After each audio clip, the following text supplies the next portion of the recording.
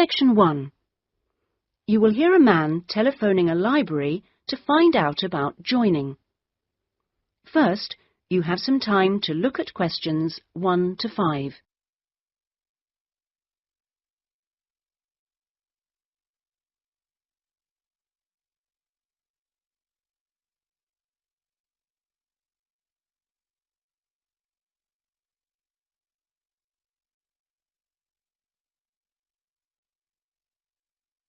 You will see that there is an example which has been done for you.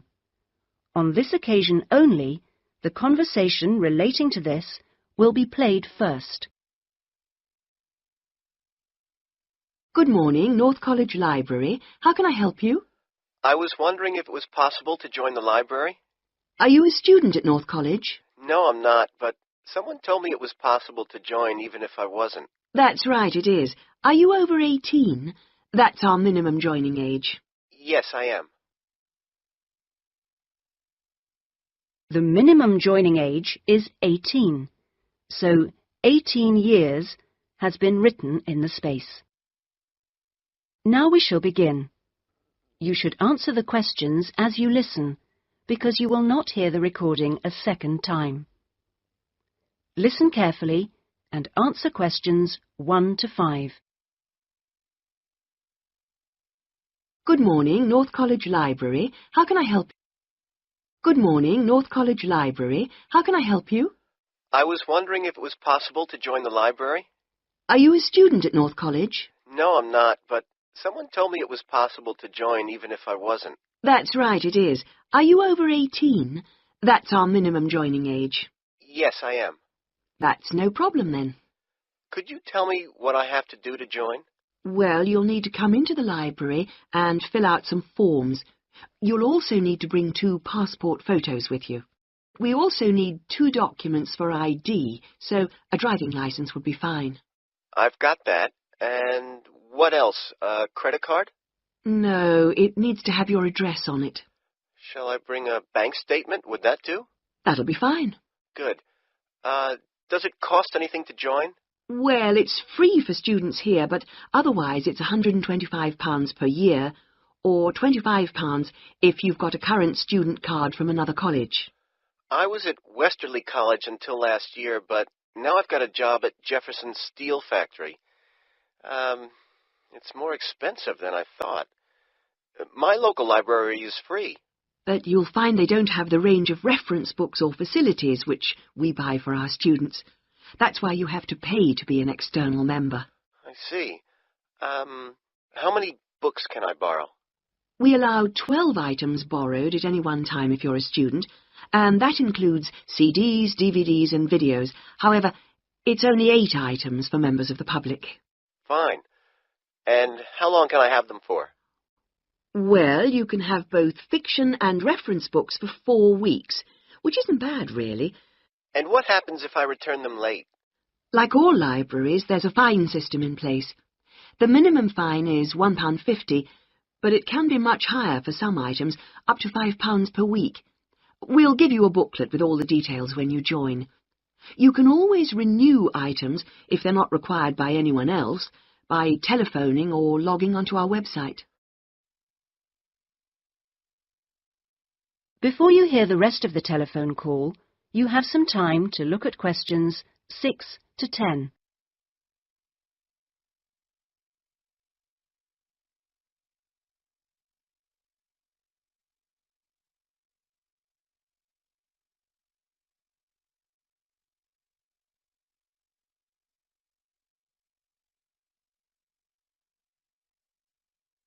Now listen and answer questions 6 to 10. What about the computers? Can I use them free of charge? For college students it's free, but for external members like yourself, the first hour is free, and then we make a nominal charge of £1 per hour thereafter. Do I have to book in advance for them? Oh, yes, it's advisable. Most people tend to book 24 hours in advance, although sometimes you can get one with only 6 hours' notice. However, the earliest you can book a computer is 48 hours before you need it, and you can only book 1 hour at a time. If no one else has booked the computer out, Then you may be able to have another hour if you want. We have a wide range of databases, so the computers are in great demand. I'm thinking of doing some writing, and I might need to access national newspapers. Do you have them on these databases? We do indeed. We've got all the big nationals, The Guardian and The Observer, The Independent, and The Times and Sunday Times. We've also got all the local papers and a wide selection of magazines. Excellent. I assume you have photocopying facilities? Of course. 5p a sheet for both A4 and A3 black and white copies, and 40p a sheet for colour. You can get a card from the counter here. It doesn't take coins. Okay. Oh, by the way, another thing I was wondering about was if you ran any writing classes through the library. We do, but you'll have to speak to John Grantingham about that. He's our resident author. He runs the creative writing classes. John Grant... could you spell that for me, please? Certainly. Grantingham.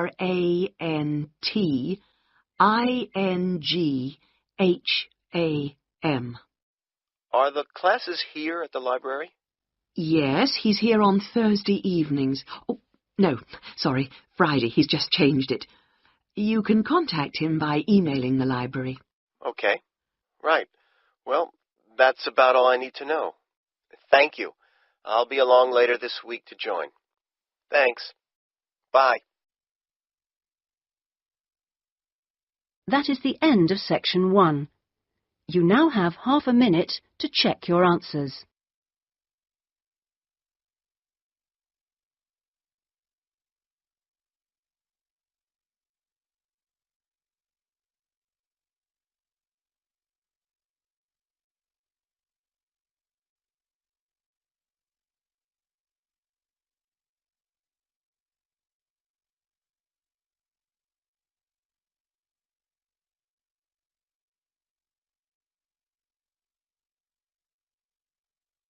Section 2.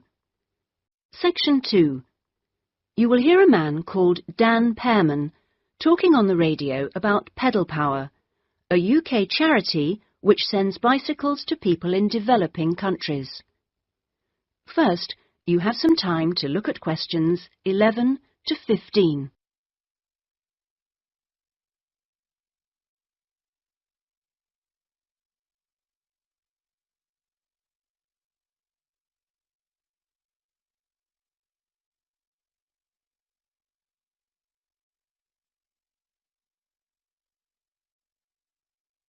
Now listen carefully and answer questions 11 to 15. My name's Dan Pearman.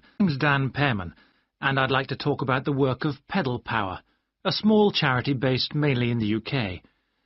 I'll be giving our contact details at the end, if anyone would like to find out more about how to support us. But first, how the charity began. I got the idea of exporting bicycles to developing countries while I was in Ecuador.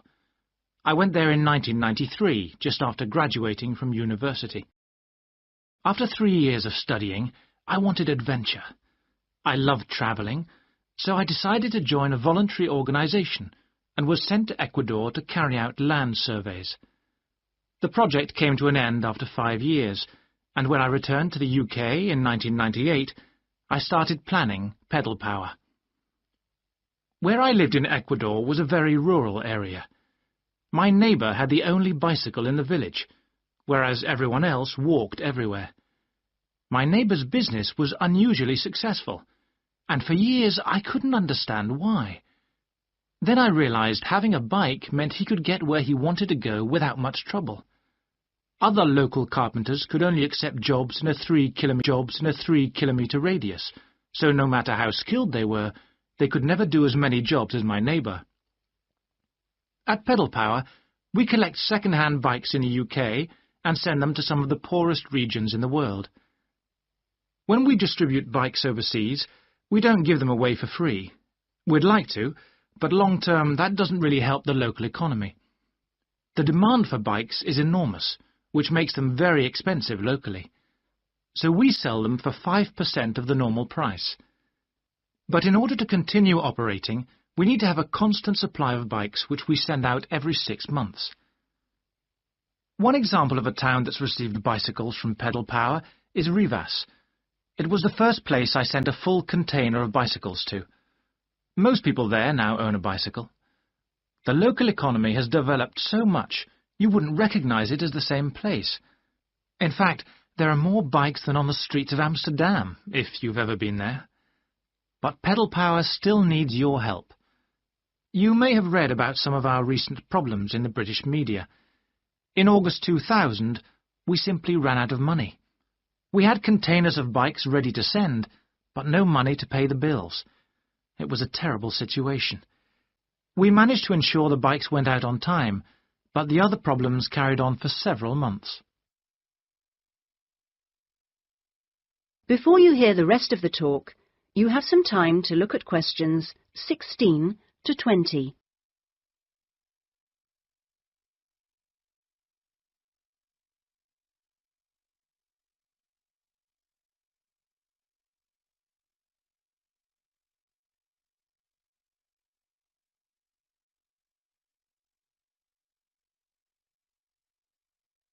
Now listen and answer questions 16 to 20. Fortunately, in October 2001, we won an Enterprise Award, which helped us enormously. We invested 15 of the £75,000 prize money to help secure our future. Winning the award helped raise our profile, and the money enabled us to pay all our shipping costs, which represent our greatest expense. Pedal Power changes lives. When someone gets a bicycle from us, they see a 14% increase in their income. We're currently looking to invest in computers so that our office staff can do an even better job. Because of our work, people in a number of countries now have a better standard of living. So far, we've provided 46,000 people with bikes. But we'd like to send more, at least 50,000 by the end of the year. Now, there are many ways in which you can support the work of Pedal Power, not just by taking a bike to a collection in your area. I should also like to say, if you do have a bike to donate, it doesn't matter what condition it's in. If we can't repair it, we'll strip it down for spare parts. Of course, to do that we always need tools, which are expensive to buy, so we welcome any that you can give. Also, you could help by contacting the voluntary staff at our offices. They'll be able to suggest activities you could organise to bring in funds for us. People do all kinds of things, including, of course, sponsored bike rides. Also, we're always interested to hear of other places that would benefit from receiving a consignment of bikes, and welcome suggestions from people who've been to developing regions on their travels. We hope that by talking on radio programmes like this, we will be able to raise public awareness, which will lead to government organisations also giving us regular financial support, something that we really need. If you'd like some more information about where to donate an old bicycle or offer help in other ways, please contact us on 019. That is the end of section 2. You now have half a minute to check your answers.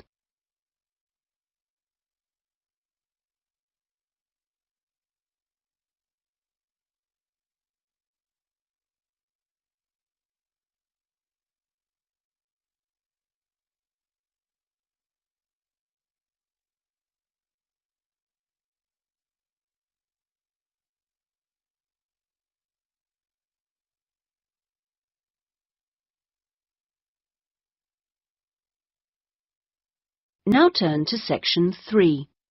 Section 3. Section 3. You will hear a discussion between a college tutor and two students, Christina and Ibrahim. First, you have some time to look at questions 21 to 26.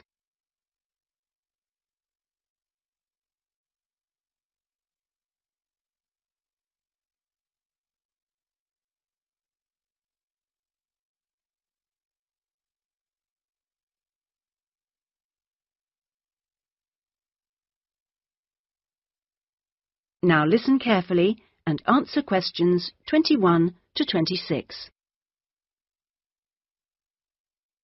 First of all, I'd just like to say, Christina and Ibrahim, that I really enjoyed watching your video about student life last week. And I could see that the rest of the group did too. You did really well, and I hope that you got a lot out of it. I'd like to use this tutorial as a feedback session where you reflect on the experience of doing the project. So, Christina, I was wondering, what did you enjoy most about making the video? I liked using the camera. Is it the first time you've operated one like that? Yes, it is. Well, the results were very good. Anything else? I also enjoyed visiting one of the British students we filmed. I'd never been inside a British home before. Okay, Christina, thanks. What about you, Ibrahim? What did you enjoy? Well, for me, it was a very good chance to get to know students who are on other courses, because everyone in our group is studying English, and we don't usually have much to do with the rest of the college. Yes, good. Do you think you'll maintain the contact now? Well, I hope so. I've invited 3 of them to have dinner with me next week. Great. If you haven't decided what to make yet, I can tell you they'll love trying Arab dishes. And, of course, it's good for your English, too. Christina, what did you find? What was the most useful aspect of the project from the point of view of the English practice? I think when we were being shown how to edit the film, we had to follow the instructions, and that was very good practice for me. And I also learned some technical words that I hadn't heard before. What about you, Ibrahim? What was the most useful for your English? It was listening to the British students, because they don't speak as slowly as most of the tutors on our course. I think they speak at natural speed, so it forces me to get used to it. And they use a lot of slang. So you learned some new words which will be useful? Yes. Good. I'm glad it helped. Well, we've talked a little bit about enjoyment and about language practice. Were there any other benefits? What else did you feel you'd learned from the project? Was it useful in other ways? Yes, well, firstly, I learned how to use a video camera, and also I think I really learned a lot about working together with other people. I've never done anything with a group before, and we had to find ways of cooperating and compromising, and sometimes persuading people when they don't agree with you. Yes, that is a very useful experience, I know. Before you hear the rest of the discussion, you have some time to look at questions 27 to 30.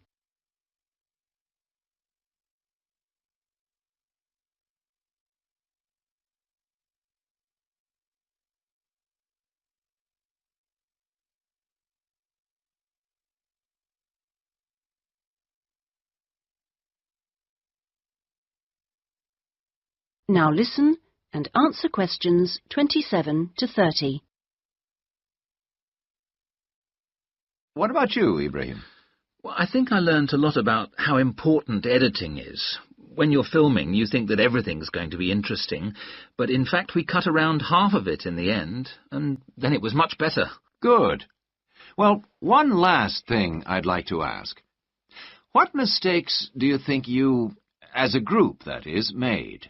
I mean, to put it another way, if you had to do it all over again, is there anything you'd do differently? We didn't plan very well. For example, we didn't decide on dates when we'd complete each separate step of the project, and we should have agreed about that in the beginning, because we were always late with everything. Right. Anything else? I think we should have tried to experiment more with the camera. I mean, with angles and the focus and that kind of thing. So you should have been more ambitious. Do you agree, Ibrahim? Not really.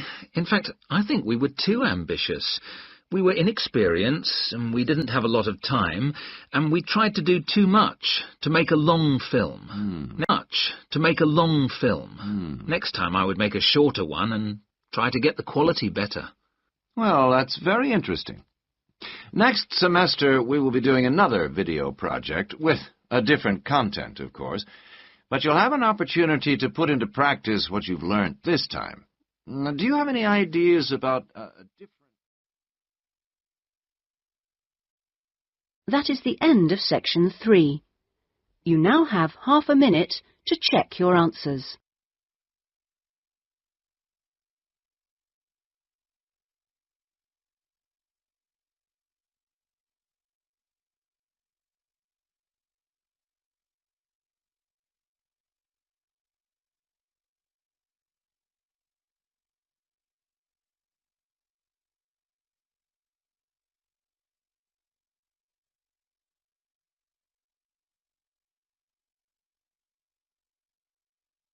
Now turn to Section 4. Section 4. Section 4. You will hear a talk about scientific research in the continent of Antarctica. First, you have some time to look at questions 31 to 40.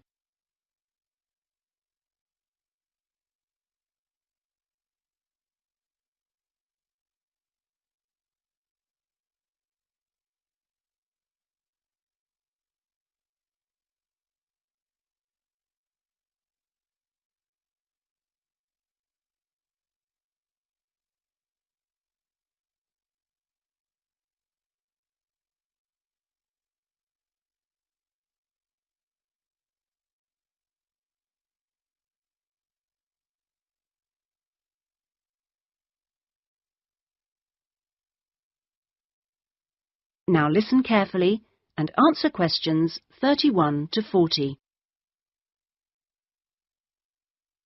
Tonight I'm going to talk to you about that remarkable continent, Antarctica. Remote, hostile, and at present uninhabited on a permanent basis. For early explorers, it was the ultimate survival contest. For researchers like me, it remains a place of great intellectual challenge, while for the modern tourist, it's simply a wilderness of great beauty. First, some facts and figures.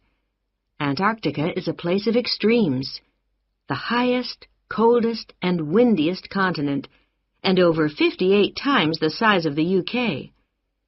The ice cap contains almost 70% of the world's fresh water and 90% of its ice.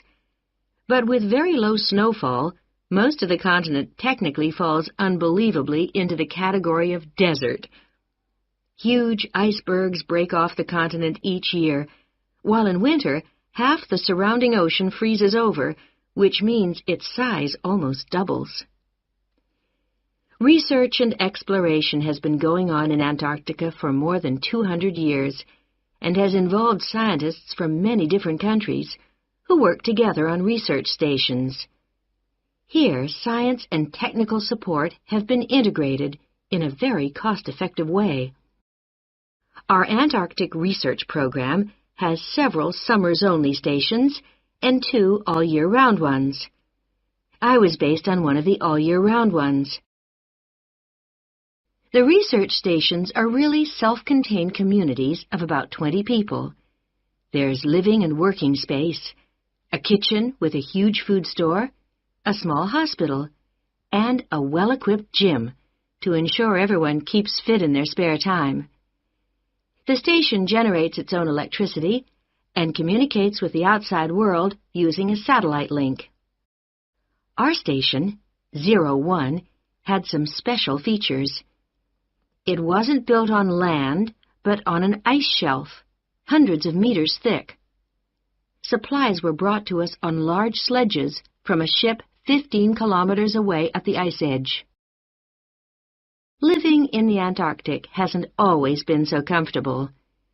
Snow buildups caused enormous problems for 4 previous stations on the same site, which were buried and finally crushed by the weight. Fortunately, no one was hurt, but these buildings became a huge challenge to architects, who finally came up with a remarkable solution. The buildings are placed on platforms, which can be raised above the changing snow level on legs which are extendable.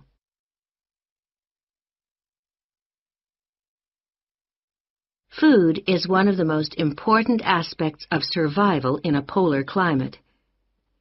People living there need to obtain a lot more energy from their food, both to keep warm and to undertake heavy physical work.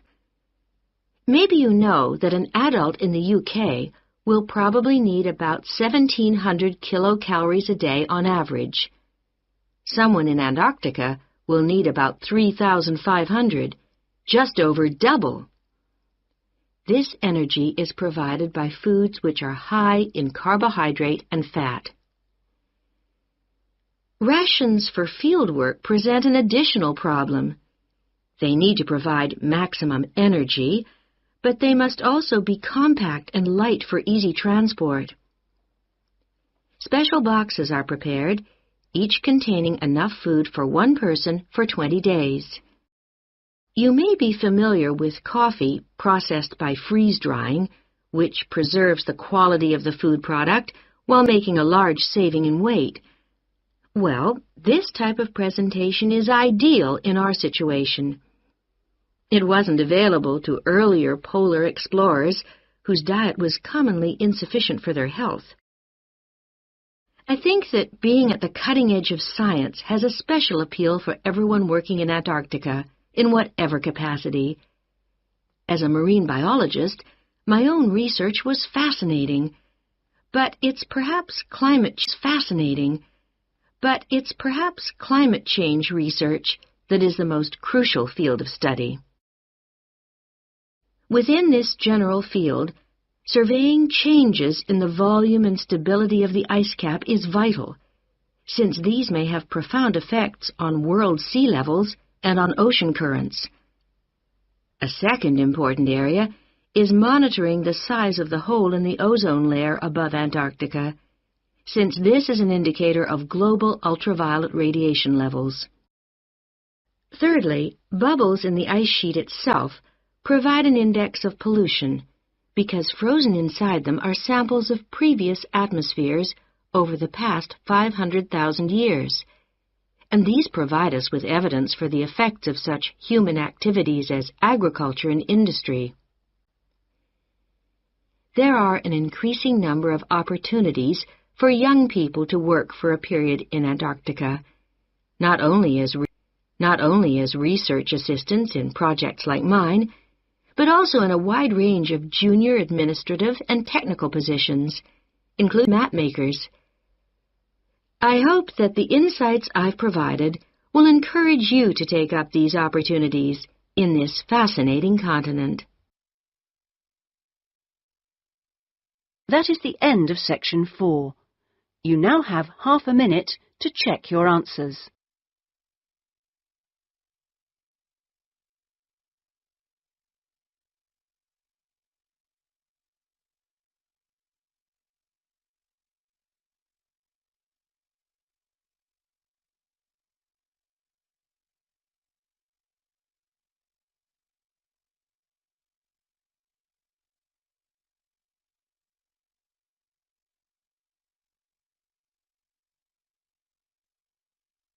That is the end of the listening test.